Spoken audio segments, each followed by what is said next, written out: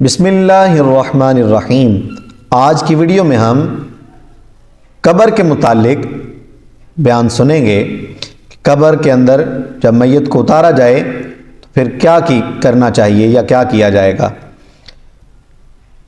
میت کو قبر میں رکھنے کے بعد جب اس پر مٹی ڈالی جائے گی تو مٹی یوں ڈالیں، ایک مٹھی پکڑیں، اس کو ڈالتے ہوئے یہ کہیں منہا خلقناکم، دوسری مٹھی پکڑیں، اس کو ڈالتے ہوئے یہ کہیں وفیہا نعیدکم، اور تیسری بار یہ کہیں ومنہا نخرجکم تارۃ اخری، اور اگر میت عورت کی ہو تو یہ کہیں اللہم ادخلھا الجنۃ برحمتک۔ یہ دعا پڑھیں جب مٹی ڈالنی ہے۔ اس کے بعد پھر کسی بھی اوزار کے ساتھ اوپر مٹی ڈال دیں۔ مسئلہ نمبر 18، ہاتھ میں جو مٹی لگی ہے اسے جھاڑ دیں یا دھو ڈالیں، اختیار ہے۔ مسئلہ نمبر 19، قبر چونکٹی نہ بنائیں بلکہ اس میں ڈھال رکھیں جیسے اونٹ کی کوہان، اور اس پر پانی چھڑکنے میں حرج نہیں بلکہ بہتر ہے، اور قبر ایک بالشت اونچی ہو یا کچھ خفیف زیادہ، ایک بالشت اونچی یعنی ایک گٹھ اونچی ہونی چاہیے یا تھوڑی سی زیادہ۔ ہمارے ہاں بہت زیادہ اوپر مٹی ڈالے جاتے ہیں، اس کو اتنا اونچا کر دیتے ہیں قبر کو، تو یہ اچھی بات نہیں ہے۔ وہ قبر والا اب واپس نہیں آئے گا۔ مٹی کم بھی ڈالیں گے تو پھر بھی اندر ہی رہے گا، زیادہ ڈالنے کا کوئی فائدہ نہیں ہے۔ مسئلہ نمبر 20، علماء اور سادات کی قبور پر قبہ وغیرہ بنانے میں حرج نہیں، اور قبہ اور قبر کو پختہ نہ کیا جائے۔ قبر مبارک ہے، کوئی بھی عالم صاحب ہیں یا کوئی سید زادے ہیں یا پیر صاحب ہیں تو ان کی قبر کو پکا نہیں کیا جائے گا۔ ہاں، اوپر جو گنبد وغیرہ قبہ وغیرہ بناتے ہیں وہ بنایا جا سکتا ہے۔ مسئلہ نمبر 22، اگر ضرورت ہو تو قبر پر نشان کے لیے کچھ لکھ سکتے ہیں، مگر ایسی جگہ نہ لکھیں کہ بے ادبی ہو۔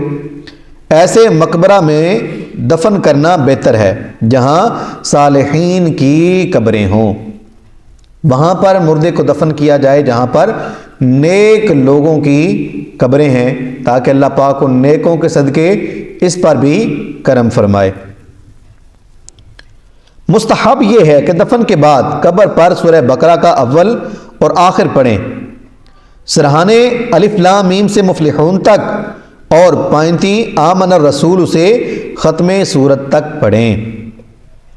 مسئلہ، دفن کے بعد قبر کے پاس اتنی دیر تک ٹھہرنا مستحب ہے جتنی دیر میں اونٹ ذبح کر کے گوشت تقسیم کر دیا جاتا ہے، کہ ان کے رہنے سے میت کو انس ہوگا اور نکیرین کا جواب دینے میں وحشت نہ ہوگی، اور اتنی دیر تک تلاوت قرآن اور میت کے لیے دعا اور استغفار کریں، اور یہ دعا کریں کہ سوال نکیرین کے جواب میں ثابت قدم رہے۔